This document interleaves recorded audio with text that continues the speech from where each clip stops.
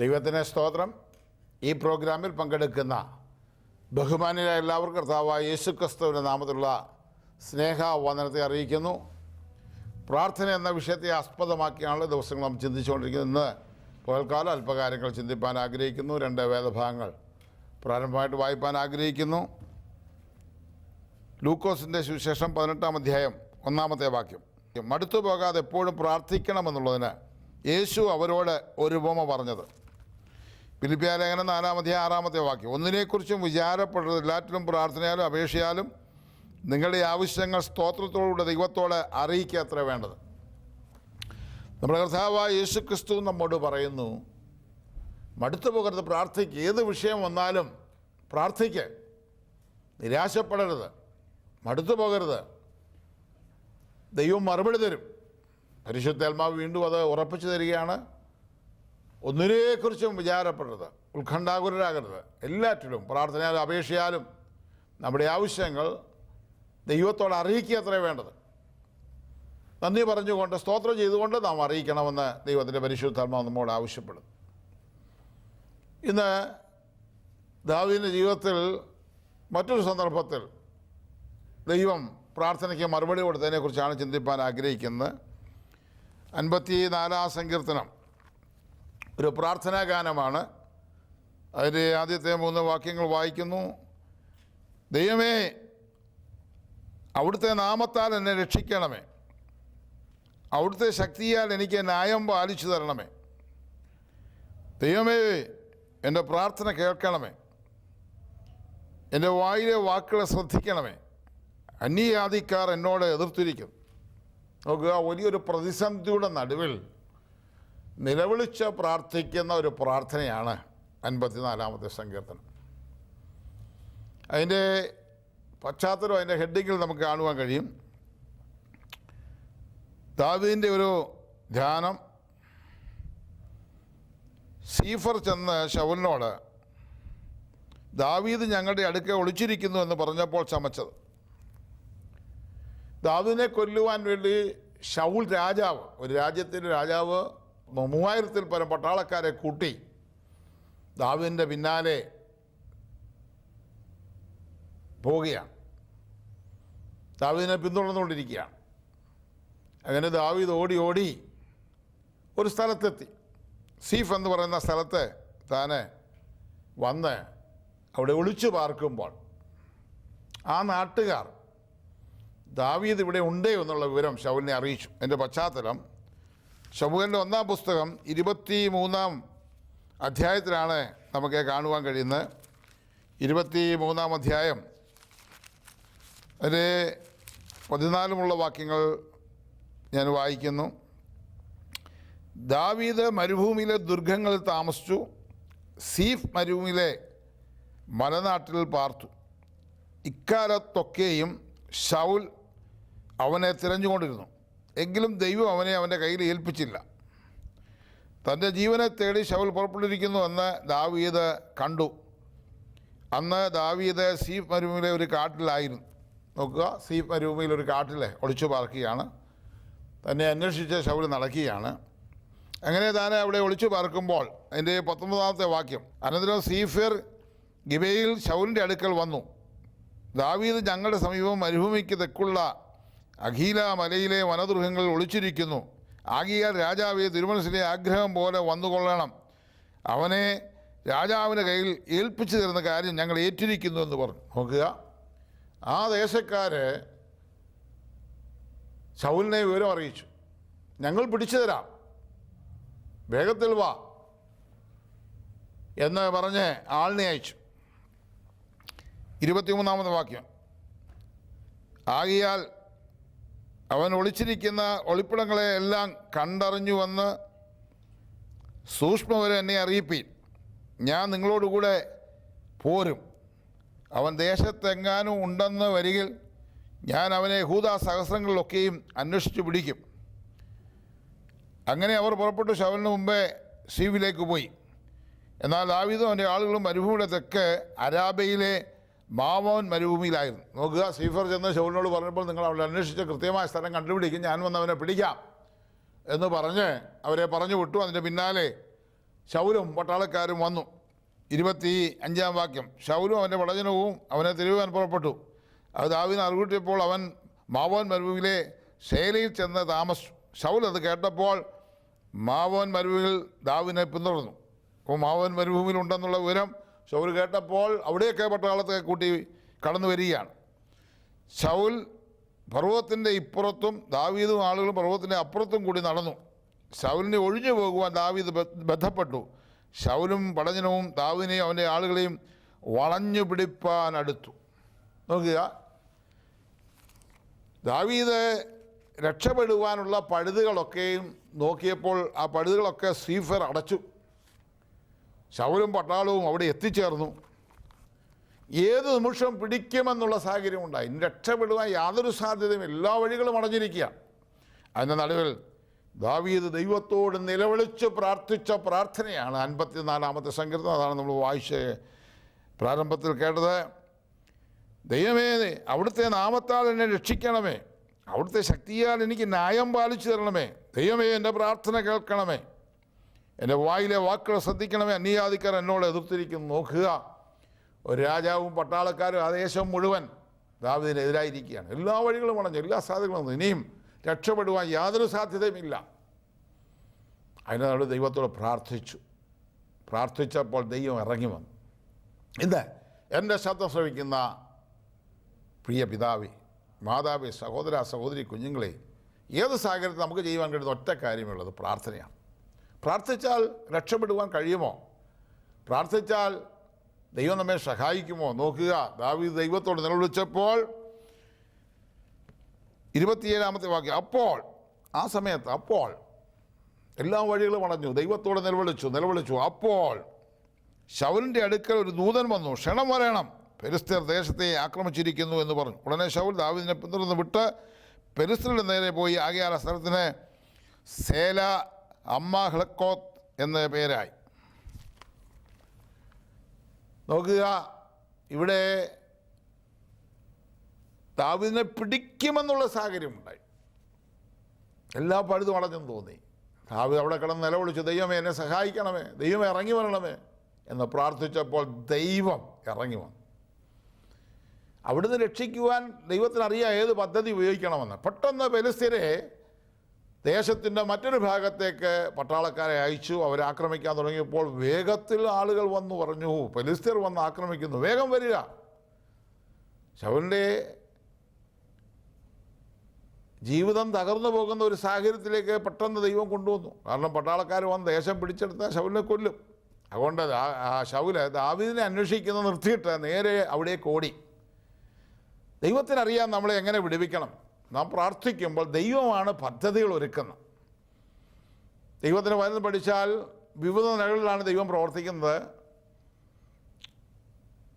എലിയാവിന് വേണ്ടി ദൈവം പ്രവർത്തിച്ചതിനെക്കുറിച്ച് തിരുവനന്തപുരം നമ്മളെ പഠിപ്പിക്കുന്നത്, മഴ പെയ്യാതിരുന്നപ്പോൾ ദൈവം പറഞ്ഞു, നീ കെരീത്ത് തോട്ടിനരികെ പോയി ഒളിച്ചു പാർക്കുക, അവിടെ നിന്നെ പുലർത്തുവാൻ കാക്കയെ ഞാൻ അയക്കും, കാക്ക നിനക്ക് ഭക്ഷണം കൊണ്ടുതരും. 6 മാസം കഴിഞ്ഞപ്പോൾ തോട് പറ്റിയപ്പോൾ ദൈവം പറഞ്ഞു, നീ സരാഫാത്തിലേക്ക് ചെല്ലും, അവിടെ നിന്നെ പുലർത്തുവാൻ ഞാൻ ഒരു വിധവയോട് കൽപ്പിച്ചിരിക്കും. 3 വർഷം അവിടെ താമസിച്ച് കഴിഞ്ഞപ്പോൾ നമുക്കറിയാം, ആകാശത്ത് ഇറക്കി ദൈവത്തിൻ്റെ പ്രവൃത്തി ദൈവം വെളിപ്പെടുത്തി. അതിനുശേഷം നിരാശയുണ്ടായി. നമ്മൾ നേരത്തെ ചിന്തിച്ചതാണ്. നാളെ ഈ നേരത്തെ നിൻ്റെ തല ബാലിൻ്റെ പ്രവാചകന്മാരുടെ തല പോലെയും അശേരുടെ പ്രവാചകന്മാരുടെ തല പോലെയും ആക്കുമെന്ന് ഈശോബേലെ അറിയിച്ചപ്പോൾ അതിൻ്റെ മുമ്പിൽ നിരാശപ്പെട്ട് ചുരച്ചെട്ടൊരു തണലിൽ ഏലിയാവ് കിടക്കുക. മതി, ഇനി എൻ്റെ ജീവിതം വേണ്ട, നിരാശയുടെ വാക്കുകൾ, മരിച്ചാൽ മതിയെന്ന് പറഞ്ഞ് അവിടെ കിടക്കുമ്പോൾ ദൈവം ദൂതൻ്റെ കയ്യിൽ അപ്പം കൊടുത്തു വിട്ടു. നോക്കുക, 3 സ്ഥലത്ത് ഏലിയാവിനെ ദൈവം പോറ്റി. ഒരു സ്ഥലത്ത് കാക്കയെ കൊണ്ട് ദൈവം പോറ്റി, ഒരു സ്ഥലത്ത് മനുഷ്യരെ കൊണ്ട് പോറ്റി, മറ്റൊരു സ്ഥലത്ത് ദൂതന്മാരെ അയച്ചിട്ട് ദൈവം പോറ്റി. ദൈവത്തിൻ്റെ പ്രവൃത്തികൾ എങ്ങനെയാണ്? ദൈവത്തിനറിയാം ഓരോ സ്ഥലത്ത് എങ്ങനെ പ്രവർത്തിക്കണം. ഇന്ന് നിൻ്റെ ആവശ്യം എന്താണോ അവിടെ എങ്ങനെ പ്രവർത്തിക്കണം ദൈവത്തിനറിയാം. കാക്ക അയക്കേണ്ടത് ദൈവം കാക്ക അയക്കും. 6 മാസം കാക്ക അപ്പം കൊണ്ട് കൊടുത്തു, എന്നാൽ ക്ഷാമം കഠിനമായപ്പോൾ കാക്കയ്ക്ക് പോലും അപ്പം കിട്ടാത്തൊരു സാഹചര്യം ഉണ്ടായപ്പോൾ ദൈവം മറ്റൊരു വഴി തുറന്നു. അവിടെ തോട്ടിലെ വെള്ളമാണ് കുടിച്ചുകൊണ്ടിരുന്നത്. തോട് വറ്റിപ്പോയി. അപ്പോൾ യഹോവയുടെ അരുളപ്പാടുണ്ടായി. അവിടെ നമുക്ക് കാണുവാൻ കഴിയുന്നത് താൻ കുടിച്ചിരുന്ന തോട് നാച്ചുറൽ തോടാണ്. സ്വാഭാവികമായി പ്രകൃതിയാൽ ലഭിച്ചിരിക്കുന്ന ഒരു തോടും അതിനകത്തെ വെള്ളവുമാണ്. മഴ പെയ്യുമ്പോൾ ആ വെള്ളം ഭൂമിയിൽ വന്ന് ഭൂമിക്കകത്തു നിന്ന് അത് ഉറവയായിട്ട് വരുന്ന തോടാണ് ഏലിയാവിന് വേണ്ടി ദൈവം ആദ്യം കൊടുത്തത്. ആ തോട് വറ്റി. ആ തോട് വറ്റിപ്പോയപ്പോൾ ഇനി എൻ്റെ ജീവിതം തീർന്നുവെന്ന് ഒരുപക്ഷെ നമുക്ക് ചിന്തിപ്പാൻ കഴിയും. എന്നാൽ അതിൻ്റെ നടുവിൽ ദൈവം പ്രവർത്തിക്കും. ചില സന്ദർഭങ്ങളിൽ തോട് വറ്റുന്നതിന് മുമ്പ് ദൈവം നമ്മോട് സംസാരിച്ചെന്നിരിക്കും. എന്നാൽ ചില സന്ദർഭങ്ങളിൽ തോട് വറ്റിയതിന് ശേഷമായിരിക്കും ദൈവം സംസാരിക്കുന്നത്. എന്ന് പറഞ്ഞാൽ സഹോദര സഹോദരി, പിതാവേ, മാതാവേ, കുഞ്ഞുങ്ങളെ, നിങ്ങളുടെ ജീവിതത്തിൽ ചില വഴികൾ ഒരുപക്ഷെ നേരത്തെ വെളിപ്പെടുത്തി എന്ന് വരികയില്ല. എന്നാൽ അതിൻ്റെ ജീവിതത്തിൽ ദൈവത്തിൻ്റെ പരിശുദ്ധമായ ഒരു ഉറപ്പ് തരുന്നത് വിളിച്ച ദൈവം വിശ്വസ്തനാണ്, വഴിയിലിട്ടേച്ച് പോകുന്ന ദൈവമല്ല, തക്ക സമയത്ത് പ്രവർത്തിക്കുന്ന ദൈവമാണ്. തോട് വറ്റിപ്പോയി. അപ്പോൾ യഹോവയുടെ അരുളപ്പാടുണ്ടായി. നോക്കുക, സരാഫാത്തിൽ ഒരു വിധവയെ ദൈവം ഒരുക്കി, ഒരു കുടുംബത്തെ ഒരുക്കി. ഇവിടെ ഒരു ഉറവയാണ് വറ്റിപ്പോയത്. അവിടെ രണ്ടുറവ ദൈവം തുറന്നു എന്ന ദൈവത്തിന് നമുക്ക് കാണുവാൻ കഴിയും. ഒന്ന് കലത്തിനകത്ത് ഒരു ഉറവ, മറ്റൊന്ന് ഭരണിക്കകത്തൊരു ഉറവ. കലത്തിലെ മാവ് തീർന്നു പോയില്ല, ഭരണിയിലെ എണ്ണ കുറഞ്ഞു പോയില്ല. എലിയാവോടെ താമസിക്കുന്ന കാലഘട്ടം മുഴുവൻ ആ കലത്തിനകത്ത് ഒരു ഉറവ, ഭരണിക്കകത്ത് ഒരു ഉറവ. നാച്ചുറൽ തോടാണ് വറ്റിപ്പോയത്. എന്നാൽ ദൈവം തുറന്നത് നാച്ചുറൽ തോടല്ല, സൂപ്പർ നാച്ചുറൽ തോടാണ്. ഇന്ന് എൻ്റെ ശബ്ദം ശ്രവിക്കുന്ന പിതാവേ, മാതാവേ, സഹോദര സഹോദരി, കുഞ്ഞുങ്ങളെ, ലോകപ്രകാരമുള്ള വഴികൾ അടഞ്ഞു പോകുമ്പോൾ നിരാശപ്പെട്ടു പോകരുത്. അസാധാരണമായ വഴികൾ താങ്കൾക്ക് വേണ്ടി ദൈവം തുറക്കും.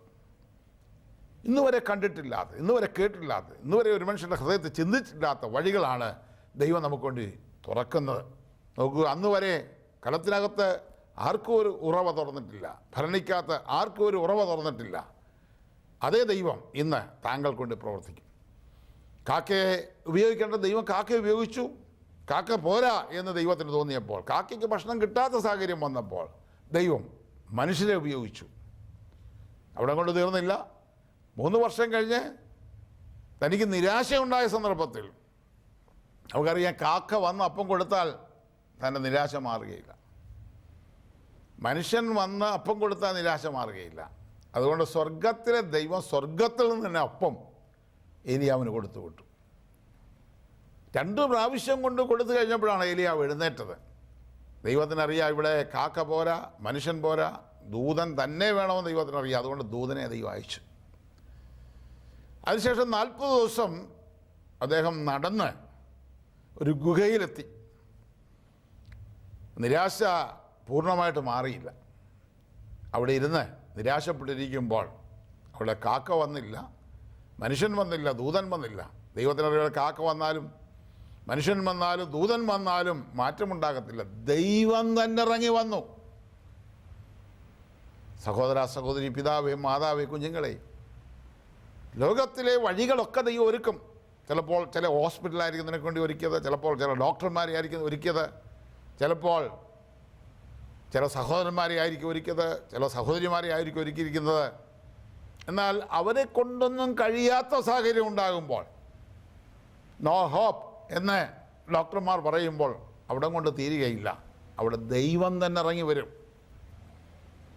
നോക്കുക, ഏലിയാവിന് വേണ്ടി ദൈവം ഇറങ്ങി വന്നിട്ട്, ദൂരയാത്രയെന്ന് പറഞ്ഞാൽ സാധാരണ യാത്രയല്ല. മരിക്കാനായിട്ട് ആഗ്രഹിച്ച് നിരാശപ്പെട്ടിരുന്ന മനുഷ്യനോട് പറഞ്ഞു, ദൂരയാത്രയുണ്ട്. ഏത് ദൂരയാത്രയാ? ഇന്നും ഏലിയാവ് മരിച്ചിട്ടില്ല. അതാ ദൈവത്തിൻ്റെ പദ്ധതി. നിനക്ക് വേണ്ടി ദൈവം ഇറങ്ങി വരുമ്പോൾ ഇന്ന് വരെ ആർക്കും വേണ്ടി ചെയ്തിട്ടില്ലാത്തത്, നമ്മുടെ കണ്ണുകൊണ്ട് കണ്ടിട്ടില്ലാത്ത, ചെവി കൊണ്ട് കേട്ടില്ലാത്ത, ഒരു മനുഷ്യൻ്റെ ഹൃദയത്തിൽ തോന്നിയിട്ടില്ലാത്തതാണ് ദൈവം ചെയ്യുന്നത്. അഗ്നിരഥങ്ങളും അഗ്നി അശ്വങ്ങളും അയച്ച് ജീവനോട് ഏലിയാവിനെ കൊണ്ടുപോയി. ഇതാണ് ദൈവത്തിൻ്റെ പദ്ധതി. അപ്പോൾ ദൈവത്തിനറിയാം എങ്ങനെ പ്രവർത്തിക്കണമെന്ന്. ഇവിടെ ശൗല് പിടിക്കാൻ വന്നപ്പോൾ ദൈവത്തിനറിയാം ദാവീദിനെ രക്ഷിക്കുവാനുള്ള വഴി എന്താണെന്ന്. അതേ ദൈവം, സഹോദര, സഹോദരി, പിതാവേ, മാതാവേ, കുഞ്ഞുങ്ങളെ, നിങ്ങളുടെ ഓരോ വിഷയത്തിനു വേണ്ടി ദൈവം കരുതി വച്ചിട്ടുണ്ട് എന്ന് പകൽക്കാലം വിശ്വസിക്കാൻ കഴിയുമോ? ശൗല് പിടിക്കാൻ വന്നു, എല്ലാ പഴുതും അടഞ്ഞു എന്ന് തോന്നിയപ്പോൾ നിലവിളിച്ച ദാവീദിന് വേണ്ടി ദൈവം ഇറങ്ങി വന്ന അത്ഭുതങ്ങൾ ചെയ്തെങ്കിൽ അതേ ദൈവം ഇന്ന് താങ്കൾക്ക് വേണ്ടി അത്ഭുതങ്ങൾ ചെയ്യും. ഒറ്റ മാർഗ്ഗമേ ഉള്ളൂ, മടുത്തു പോകരുത്, പ്രാർത്ഥിക്കുക. മറുപടി ഉണ്ട്. ഇന്ന് ഈ ശബ്ദം ശ്രവിക്കുമ്പോൾ നിങ്ങൾ വിശ്വസിച്ചുകൊണ്ട് പ്രാർത്ഥിച്ചാൽ ഇന്ന് നിങ്ങളുടെ കണ്ണിന് മുമ്പിൽ ദൈവം മറുപടി വെളിപ്പെടുത്തും. നിങ്ങളുടെ ചെവി കൊണ്ട് കേൾക്കത്തക്ക വിധത്തിൽ മറുപടികൾ ദൈവം വെളിപ്പെടുത്തുവാൻ പോകുകയാണ്. എത്ര പേർക്ക് വിശ്വസിക്കുവാൻ കഴിയും? മറ്റൊരു സന്ദർഭത്തിൽ മറ്റൊരു ദൈവദാസന് വേണ്ടി ദൈവം ചെയ്ത പ്രവൃത്തിയെക്കുറിച്ച് അല്പകാര്യം കൂടെ ചിന്തിപ്പാൻ ആഗ്രഹിക്കുന്നു. യെശയ്യാ പ്രവാചന പുസ്തകം 37-ാം അധ്യായം 15-ാമത്തെ വാക്യം. ഹിസ്കീയാവ് യഹോവയോട് പ്രാർത്ഥിച്ചു പറഞ്ഞതെന്നാൽ, ഇസ്രായേലിൻ്റെ ദൈവമായ കെരൂബുകളുടെ മീതെ അധിവസിക്കുന്നവനായ സൈന്യങ്ങളുടെ യഹോവേ, അങ്ങ് ഒരുത്തൻ മാത്രം ഭൂമിയിലെ സർവ്വരാജ്യങ്ങൾക്കും ദൈവമാകുന്നു. അങ്ങ് ആകാശത്തെ ഭൂമിയെ ഉണ്ടാക്കി. യഹോവേ, ചെവി ചായ്ച്ചു കേൾക്കണമേ. യഹോവേ, തൃക്കണ്ണ് തുറന്ന് നോക്കണമേ. ജീവനുള്ള ദൈവത്തെ നിന്ദിപ്പാൻ ആളയച്ചിരിക്കുന്ന സൻഹേരിബിൻ്റെ വാക്കൊക്കെയും കേൾക്കണമേ. ഹിസ്കീയാവ് യഹൂദ രാജ്യത്തെ ഒരു പ്രധാനപ്പെട്ട രാജാവായിരുന്നു, ഒരു നവീകരണ വീരനായിരുന്നു. ദൈവത്തെ പ്രസാദിപ്പിച്ച് നല്ല സാക്ഷ്യത്തോടെ ജീവിച്ച ഒരു ദൈവദാസനാണ് ഹിസ്കീയാവ് എന്ന് പറയുന്ന രാജാവ്. ആ കാലഘട്ടത്തിലെ ഒരു പ്രധാന പ്രവാചകനാണ് യെശയ്യാവ്. വിശുദ്ധ ബൈബിളിലെ ഒരു പ്രധാന പ്രവചന ഗ്രന്ഥം എഴുതുവാൻ ദൈവം ഉപയോഗിച്ച വ്യക്തിയാണ് യെശയ്യാവ് എന്ന് നമുക്കറിയാം. 4 രാജാക്കന്മാരുടെ കാലഘട്ടത്തിലാണ് യെശയ്യാവ് ജീവിച്ചിരുന്നതെന്ന് അദ്ദേഹത്തിൻ്റെ പുസ്തകത്തിൻ്റെ 1-ാം അധ്യായം 1-ാം വാക്യത്തിൽ നമുക്ക് കാണുവാൻ കഴിയും. ഉസിയാവ് രാജാവ്, അദ്ദേഹത്തിൻ്റെ മകൻ യോധാം രാജാവ്, യോധാമിൻ്റെ മകൻ ആഹാസ് രാജാവ്, ആഹാസിൻ്റെ മകൻ ഹിസ്കീയാവ്. അപ്പോൾ ഉസിയാവ്, യോധാം, ആഹാസ്, ഹിസ്കീയാവ് 4 രാജാക്കന്മാരുടെ കാലഘട്ടത്തിലാണ് യെശയ്യാവ് ജീവിച്ചിരുന്നത്. അതിൽ യെശയ്യാവിൻ്റെ ജീവിതകാലത്തിന് അവസാന നാളുകളിൽ ഭരിച്ച അനുഗ്രഹീതനായ രാജാവാണ് ഹിസ്കീയാവ്. അനേക പ്രശ്നങ്ങൾ, പ്രതിസന്ധികൾ ആ സന്ദർഭങ്ങളിൽ ഉണ്ടായിട്ടുണ്ട്. ഇവിടെ ഹിസ്കീയാവ് എന്ന് പറയുന്ന രാജാവ് ദൈവത്തോട് പ്രാർത്ഥിച്ച ഒരു പ്രാർത്ഥന, അതാണ് നമ്മളിവിടെ വായിച്ചു കേട്ടത്. അതിൻ്റെ പശ്ചാത്തലം യെശയ്യാ പ്രവാചന പുസ്തകം 36-ാം അധ്യായം 1 മുതൽ വായിക്കുമ്പോൾ നമുക്ക് കാണുവാൻ കഴിയും. ഹിസ്കീയാ രാജാവിൻ്റെ 14-ാം ആണ്ടിൽ അശൂർ രാജാവായ സൻഹേരിബ് യഹൂദിലെ ഉറപ്പുള്ള എല്ലാ പട്ടണങ്ങളുടെ നേരെ പുറപ്പെട്ടു വന്ന് അവയെ പിടിച്ചു. അന്ന് അശൂർ രാജാവ് രബ്ശാക്കേ എന്ന വ്യക്തിയെ ലാഖീസിൽ നിന്ന് യെരൂശലേമിലേക്ക് ഹിസ്കീയാ രാജാവിൻ്റെ അടുക്കൽ ഒരു വലിയ സൈന്യത്തോടുകൂടെ അയച്ചു. നോക്കുക, രാജാക്കന്മാരുടെ കാലഘട്ടങ്ങളിൽ അടുത്തുള്ള രാജ്യങ്ങൾ യുദ്ധത്തിന് വേണ്ടി പട്ടാളത്തെ കൂട്ടി വരാറുണ്ട്. ഇവിടെ സൻഹേരിബ് എന്ന് പറയുന്ന ആ കാലഘട്ടത്തിലെ ഒരു ശക്തനായ രാജാവാണ്. അശൂർ രാജ്യത്തിൻ്റെ രാജാവാണ്. ആ രാജാവ് തൻ്റെ രാജ്യത്തെ ഒരു പ്രധാന വ്യക്തിയെ കൂട്ടി വലിയൊരു സൈന്യവുമായി യുദ്ധത്തിന് വേണ്ടി അവിടേക്ക് അയച്ചു. ഇവിടെ നമ്മൾ വായിച്ചത് രാബ്ശാഖയ എന്ന വാക്ക് ഒരു പൊസിഷനാണ്. അന്ന് രാജ്യത്തെ ഒരു പ്രധാന ഒരു പൊസിഷനാണ്, കൊട്ടാരത്തിലൊരു പ്രധാന പൊസിഷനാണ്. അങ്ങനെ വലിയ ഒരു പൊസിഷനുള്ള ഒരു യുദ്ധകാര മന്ത്രി അല്ലെങ്കിൽ വിദേശകാര്യ മന്ത്രി എന്നൊക്കെ പറയുന്ന പോലെ ഒരു പ്രധാനപ്പെട്ട വ്യക്തിയാണ്. ആ മനുഷ്യനെ അയച്ചിട്ട്, നിങ്ങൾ ഞങ്ങൾക്ക് കീഴടങ്ങണം, ഇല്ലെങ്കിൽ ഞങ്ങൾ നിങ്ങളോട് യുദ്ധം ചെയ്യും, നിങ്ങളെ നശിപ്പിക്കും, വെല്ലുവിളിച്ചുകൊണ്ട് സൈന്യവുമായി വന്നിരിക്കുക. ഹിസ്കീയാവ് ഇത് കേട്ടപ്പോൾ ഭയന്നുപോയി. വെല്ലുവിളിച്ചത് രാജാവിനെ മാത്രമല്ല വെല്ലുവിളിച്ചത്. 36-ാം അധ്യായം 15-ാം വാക്യത്തിൽ, യഹോവ നമ്മെ നിശ്ചയമായി വിടുവിക്കും, ഈ നഗരം അശൂർ രാജാവിൻ്റെ കയ്യിൽ ഏൽപ്പിക്കുകയില്ല എന്ന് പറഞ്ഞ് ഹിസ്കീയാവ് നിങ്ങളെ യഹോവയിൽ ആശ്രയിക്കുമാറാക്കുകയും അരുത്. ദൈവത്തെ കൂടെ വെല്ലുവിളിച്ചിരിക്കുകയാണ്. അഹങ്കാരിയായ ഒരു രാജാവായിരുന്നു സൻഹേരിബ് എന്ന ദൈവത്തിന് നമ്മൾ പഠിക്കുമ്പോൾ നമുക്ക് കാണുവാൻ കഴിയും. അനേക രാജ്യങ്ങൾ പിടിച്ചടക്കി അനേക രാജാക്കന്മാരെ കൊന്നു. അവിടെയൊക്കെ ചെല്ലുമ്പോൾ അവിടെയൊക്കെയുള്ള ദൈവങ്ങളുണ്ട്, ദേവന്മാരുണ്ട്. ആ ദേവന്മാരൊക്കെ പേരിൽ അവരെ രാജാവിനോട് യുദ്ധം ചെയ്യാൻ വരുമ്പോൾ ഞങ്ങളെ ദേവന്മാർ ഞങ്ങളെ രക്ഷിക്കുമെന്നൊക്കെ പറഞ്ഞു. പക്ഷേ ആ ദേവന്മാരൊന്നും അവരെ രക്ഷിച്ചില്ല. അതുകൊണ്ട് നിങ്ങളുടെ ദൈവവും നിങ്ങളെ രക്ഷിക്കുകയില്ല, അതുകൊണ്ട് ഞങ്ങൾ കീഴടങ്ങണം. 18-ാമത്തെ വാക്യം വീണ്ടും പറയുന്നത്, യഹോവ നമ്മെ വിടുവിക്കുമെന്ന് പറഞ്ഞ് ഹിസ്കിയാവ് നിങ്ങളെ ചതിക്കരുത്. ജാതികളുടെ ദേവന്മാരിൽ ആരെങ്കിലും തൻ്റെ ദേശത്തെ അശ്ശൂർ രാജാവിൻ്റെ കയ്യിൽ നിന്ന് വിടുവിച്ചിട്ടുണ്ടോ? നോക്കുക, ജാതീയ രാജാക്കന്മാരൊക്കെ ഇങ്ങനെ പറഞ്ഞു, പക്ഷേ അവർക്കൊന്നും വിടുവിക്കാൻ കഴിഞ്ഞില്ലെങ്കിൽ നിങ്ങളുടെ ദൈവത്തിന് വിടുവിക്കാൻ കഴിയയില്ല. സൻഹേരീബ് ശക്തനാണ്, വലിയ പ്രതിസന്ധിയാണ്. ഇതിനു മുമ്പിൽ ഹിസ്കിയാവ് തകർന്നുപോയി. ദൈവസേനയിൽ വന്ന് മുട്ടുകുത്തി ദൈവത്തോട് പ്രാർത്ഥിച്ച് നിലവിളിച്ച പ്രാർത്ഥനയാണ് നമ്മളിവിടെ പ്രാരംഭത്തിൽ വായിച്ചത്.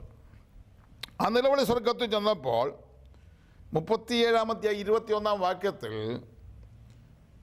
ആമോസിൻ്റെ മകനായ യെശയ്യാവ് ഹിസ്കിയാവിൻ്റെ അടുക്കൽ പറഞ്ഞയച്ചത് എന്തെന്നാൽ, ഇസ്രായേലിൻ്റെ ദൈവമായ യഹോവ ഇപ്രകാരം അരുളിച്ചെയ്യുന്നു, നീ അശ്ശൂർ രാജാവായ സൻഹേരീബ് നിമിത്തം എന്നോട് പ്രാർത്ഥിച്ചതുകൊണ്ട് അവനെക്കുറിച്ച് യഹോവ അരുളിച്ചെയ്ത വചനമാവിത്. നോക്കുക, ഹിസ്കിയാവ് ദൈവത്തോട് നിലവിളിച്ചപ്പോൾ ആ നിലവിളി സ്വർഗത്തിൽ ചെന്നു. സ്വർഗത്തിൽ ചെന്നിട്ട് ആ നിലവിളിയുടെ മറുപടി യെശയ്യാ പ്രവാചകന്റെ കയ്യിൽ ദൈവം കൊടുത്തു വിട്ടു. നമ്മുടെ പ്രാർത്ഥന സ്വർഗത്തിൽ ചെല്ലുമ്പോൾ ദൈവം എഴുന്നേൽക്കും. നമ്മൾ ഇന്ന് പ്രാർത്ഥിക്കുന്ന പ്രാർത്ഥന ഇവിടെ കൊണ്ട് തീരുകയില്ല. ഈ പ്രാർത്ഥന സ്വർഗത്തിൽ ചെല്ലും. സ്വർഗത്തിൽ ചെല്ലുമ്പോൾ ദൈവം എഴുന്നേൽക്കും. ദൈവം മറുപടി നമുക്ക് അയക്കും. ആ മറുപടിയെക്കുറിച്ച് യെശയ്യാ പ്രവാചകനിലൂടെ ദൈവം ആ സന്ദേശം ഇവിടെ അറിയിക്കുകയാണ്. എല്ലാ ഭാഗവും വായിക്കുന്നതിൽ നിങ്ങൾ പിന്നീട് വായിച്ചാൽ വിശദമായിട്ട് അവിടെ എഴുതിയിരിക്കുന്ന കാര്യങ്ങൾ നിങ്ങൾക്ക് മനസ്സിലാക്കുവാൻ കഴിയും. 33-ാം വാക്യം, ആകയാൽ യഹോവ അശ്ശൂർ രാജാവിനെക്കുറിച്ച് ഇപ്രകാരം അരുളിച്ചെയ്യുന്നു, അവൻ ഈ നഗരത്തിലേക്ക് വരികയില്ല, ഒരമ്പും അവിടെ ഏൽക്കുകയുമില്ല, അതിൻ്റെ നേരെ പരിചയോടുകൂടെ വരികയില്ല, അതിനെതിരെ വാള കോരുകയുമില്ല. യെശയ്യാവിലൂടെ ദൈവം കൊടുത്തിരിക്കുന്ന അരുളപ്പാടാണ്. കാരണം 29-ാം വാക്യത്തിൽ ദൈവം പറയുന്നത് എങ്ങനെയാണ്, എൻ്റെ നേരെയുള്ള നിൻ്റെ കോപഭ്രാന്ത് കൊണ്ടും നിൻ്റെ അഹങ്കാരം എൻ്റെ ചെവിയിലെത്തിയിരിക്കുക കൊണ്ടും ഞാൻ എൻ്റെ കൊളുത്ത് നിൻ്റെ മൂക്കിലും എൻ്റെ കടിഞ്ഞാൻ നിൻ്റെ അതിരങ്ങൾമേൽ ഇട്ട് നീ വന്ന വഴിക്ക് തന്നെ നിന്നെ മടക്കിക്കൊണ്ടുപോകും. നോക്കുക, ദൈവം പറയുക, അഹങ്കാരം. ഇന്ന് എൻ്റെ ശബ്ദം ശ്രമിക്കുന്ന പ്രിയപ്പെട്ടവരെ, അഹങ്കാരികളോട് ദൈവം എതിർത്ത് നിൽക്കുന്നു. താഴ്മയുള്ളവരെ കടാക്ഷിക്കുന്ന ദൈവമാണ് നമ്മുടെ ദൈവം. ദൈവത്തെയും ദൈവത്തിൻ്റെ ദാസന്മാരെയൊക്കെ വെല്ലുവിളിച്ച് പോകുമ്പോൾ നമ്മൾ ജയിച്ചു എന്ന് നമുക്ക് തോന്നും, പക്ഷേ നമ്മൾ പരാജയപ്പെട്ടു പോകും. ദൈവം അവനെ ശിക്ഷിക്കുവാൻ തീരുമാനിച്ചു. അതുകൊണ്ട് ദൈവം യെശയ്യാവിനോട് പറഞ്ഞു, നീ ഹിസ്കിയാവിനോട് ഇന്ന് പറഞ്ഞു, നിൻ്റെ പ്രാർത്ഥന സ്വർഗത്തിലെത്തി, അവൻ നിൻ്റെ ദേശത്ത് വരികയില്ല. അതിനുശേഷം 35-ാമത്തെ വാക്യം, എൻ്റെ നിമിത്തവും എൻ്റെ ദാസനായ ദാവീദിന്റെ നിമിത്തവും ഞാൻ ഈ നഗരത്തെ പാലിച്ച് രക്ഷിക്കുമെന്ന് യഹോവയുടെ അരുളപ്പാട്. എന്നാൽ യഹോവയുടെ ദൂതൻ പുറപ്പെട്ട അശ്ശൂർ പാളയത്ത് 185,000 പേരെ കൊന്നു. ജനം രാവിലെ എഴുന്നേറ്റപ്പോൾ അവരെല്ലാവരും ശവങ്ങളായി കിടക്കുന്നത് കണ്ടു. നോക്കുക, 185,000 പട്ടാളക്കാരെ കൂട്ടിയാണ് സൻഹേരീബ് സൈന്യാധിപനെ ഇവിടേക്ക് അയച്ചത്, അല്ലെങ്കിൽ യുദ്ധകാര്യ മന്ത്രിയെ അല്ലെങ്കിൽ വിദേശകാര്യ മന്ത്രിയെ അയച്ചത്. പക്ഷേ നേരം വെളുത്തപ്പോൾ വെല്ലുവിളിച്ച സൈന്യങ്ങൾ 185,000 പേര് പട്ടുപോയി. ദൈവത്തിൻ്റെ ദൂതനെ ദൈവം അയച്ചു. ഒരു ദൂതന്, നമുക്ക് വേണ്ടി ഒരു ദൂതൻ ഇറങ്ങുമ്പോൾ ഇത്രയും വലിയ കാര്യങ്ങൾ ചെയ്യാൻ കഴിയും എന്ന് ദൈവത്തിൻ്റെ വചനം നമ്മെ പഠിപ്പിക്കുന്നു. അങ്ങനെയാണ് നമ്മുടെ ജീവിതത്തിലെ ചെറിയ വിഷയത്തിന് മുമ്പിൽ നമ്മൾ നിരാശപ്പെടേണ്ട കാര്യമുണ്ടോ? ദൈവത്തിന് കഴിയാത്ത വല്ല കാര്യമുണ്ടോ? അതിനുശേഷം 37-ാം വാക്യം, അങ്ങനെ അശ്ശൂർ രാജാവായ സൻഹേരീബ് യാത്ര പുറപ്പെട്ട് മടങ്ങിപ്പോയി. ഇതിന് മുമ്പിൽ അദ്ദേഹം ഭയന്ന് മടങ്ങിപ്പോയി. നിനവ എന്ന് പറയുന്നത് അശ്ശൂർ രാജ്യത്തിൻ്റെ തലസ്ഥാനമാണ്. നിനവയിൽ പാർത്തു. അങ്ങനെ നിനവയിൽ ചെന്നപ്പോൾ അവൻ്റെ ക്ഷേത്രത്തിൽ, എന്നാൽ അവൻ തൻ്റെ ദേവനായ നിസ്രോക്കിൻ്റെ ക്ഷേത്രത്തിൽ നമസ്കരിക്കുന്ന സമയത്ത് അവൻ്റെ പുത്രന്മാരായ അദ്രമ്മയിലേക്കും സരേസരും അവനെ വാൾ കൊണ്ട് കൊന്നിട്ട് അരാരാത്ത് ദേശത്തേക്ക് ഓടിപ്പോയി കളഞ്ഞു. അവൻ്റെ മകനായ ഏസ്രഹന്തോൻ അവന് പകരം രാജാവായി തീർന്നു. നോക്കുക, വെല്ലുവിളിച്ച സൻഹേരീബ് ദേശത്ത് വരികയില്ലെന്ന് പറഞ്ഞു. അവൻ ദേശത്ത് എത്തുന്നതിന് മുമ്പ് തന്നെ 1,85,000 പേരെ ദൂതൻ ഇറങ്ങി കൊന്നുകളഞ്ഞപ്പോൾ അവൻ മടങ്ങി അവൻ്റെ ദേശത്ത് തലസ്ഥാന നഗരിയിൽ ചെന്ന് പാർത്തു. അവിടെ കൊണ്ട് തീർന്നെന്ന് വിചാരിച്ച് തീർന്നില്ല. അതിനുശേഷം അവൻ ക്ഷേത്രത്തിൽ നമസ്കരിക്കാൻ ചെന്നപ്പോൾ അവൻ്റെ മക്കൾ തന്നെ അവനെ അവിടെ വെച്ച് കൊന്നു. മറ്റൊരു മകൻ രാജാവായി തീർന്നു. നോക്കുക, ജീവിതത്തിൽ ഇങ്ങനെയുള്ള സാഹചര്യങ്ങൾ വരുമ്പോൾ നമ്മൾ നിരാശപ്പെട്ടു പോകും. വെല്ലുവിളി കേൾക്കുമ്പോൾ നിരാശപ്പെട്ടു പോകും. നമ്മളാരും നശിക്കാൻ വേണ്ടി പ്രാർത്ഥിക്കാൻ ബൈബിൾ പറയുന്നില്ല. നമുക്ക് വിടുതലിന് വേണ്ടിയാണ് പ്രാർത്ഥിക്കുന്നത്. പിന്നെ ദൈവത്തിൻ്റെ കരങ്ങളിലേക്ക് ഏൽപ്പിക്കും. ദൈവം എന്ത് ചെയ്യുമെന്ന് നമുക്ക് ചോദ്യം ചെയ്യാൻ കഴിയില്ല. ദൈവം ഓരോരുത്തർക്കും അവരുടെ പ്രവൃത്തികളനുസരിച്ചാണ് ദൈവം പകരം കൊടുക്കുന്നത്. അതെന്തുമായിക്കൊള്ളട്ടെ, നമ്മുടെ വിഷയം നമ്മുടെ പ്രാർത്ഥനയ്ക്ക് ഉത്തരം തരുന്ന ദൈവമാണ്. ഹിസ്കിയാവ് പ്രാർത്ഥിച്ചപ്പോൾ ദൈവം ഇറങ്ങി വന്ന അത്ഭുതങ്ങൾ ചെയ്തെങ്കിൽ, ദാവീദ് പ്രാർത്ഥിച്ചപ്പോൾ ദൈവം ഇറങ്ങി വന്ന അത്ഭുതങ്ങൾ ചെയ്തെങ്കിൽ, പിതാവേ താങ്കൾക്ക് വേണ്ടി ഇന്ന് പകൽക്കാലം അത്ഭുതങ്ങൾ ചെയ്യാൻ പോവുകയാണ്. മാതാവേ താങ്കൾക്ക് വേണ്ടി ഇന്ന് പകൽക്കാലം അത്ഭുതങ്ങൾ ചെയ്യാൻ പോവുകയാണ്. സഹോദര സഹോദരി കുഞ്ഞുങ്ങളെ, നിങ്ങൾക്ക് വേണ്ടി ഇന്ന് പകൽക്കാലം അത്ഭുതങ്ങൾ ചെയ്യുവാൻ പോവുകയാണ്. നമുക്കൊന്നിച്ച് ദൈവത്തോട് പ്രാർത്ഥിക്കാം. ദൈവമേ സ്വർഗ്ഗസ്ഥനായ ഞങ്ങളുടെ പിതാവേ, ഞങ്ങൾ ഒന്നിച്ച് തിരുമുഖത്തേക്ക് നോക്കുന്നു. ദാവീദിന് വേണ്ടി അത്ഭുതങ്ങൾ ചെയ്ത ദൈവമേ, യെശയ്യാവിന് വേണ്ടി അത്ഭുതങ്ങൾ ചെയ്ത ദൈവമേ, ഹിസ്കിയാവിന് വേണ്ടി അത്ഭുതങ്ങൾ ചെയ്ത ദൈവമേ, ഏലിയാവിന് വേണ്ടി അത്ഭുതങ്ങൾ ചെയ്ത ദൈവമേ, ഇന്ന് പകൽക്കാലം പ്രാർത്ഥിക്കുന്ന ഓരോരുത്തർക്കും വേണ്ടി അത്ഭുതങ്ങൾ ചെയ്യണമെന്ന് പ്രാർത്ഥിക്കുന്നു. ഏത് വിഷയത്തിന് വേണ്ടിയാണോ ഓരോരുത്തരും പ്രാർത്ഥിക്കുന്നത്, അതാത് വിഷയത്തിൻ്റെ മറുപടി അതാത് സ്ഥലത്ത് അതാത് സമയത്ത് അവിടുന്ന് വെളിപ്പെടുത്തണമെന്ന് പ്രാർത്ഥിക്കുന്നു. രോഗികളെ സൗഖ്യമാക്കണം, ബദ്ധന്മാരെ വിടുവിക്കണമേ, സാമ്പത്തിക ബുദ്ധിമുട്ട് അനുഭവിക്കാൻ വേണ്ടി അത്ഭുതം വരെ വഴി തുറക്കണമേ. ആത്മീയ മണ്ഡലത്തിൽ, ശാരീരിക മണ്ഡലത്തിൽ, മാനസിക മണ്ഡലത്തിൽ, ഏത് മണ്ഡലത്തിലാണോ ഓരോരുത്തരും വിടുതൽ പ്രതീക്ഷിക്കുന്നത് അതാത് സ്ഥലത്തേക്ക് ദൈവത്തിൻ്റെ വിടുതലുകൾ ഇപ്പോൾ തന്നെ അയക്കണമേ. അവിടുന്ന് പ്രാർത്ഥന കേട്ടതിന് സ്തോത്രം. യേശു ക്രിസ്തുവിൻ്റെ നാമത്തിൽ തന്നെ ആമേൻ. ദൈവം നിങ്ങളെല്ലാവരെയും അനുഗ്രഹിക്കുമാറാകട്ടെ. അസാധ്യമൊന്നുമില്ല,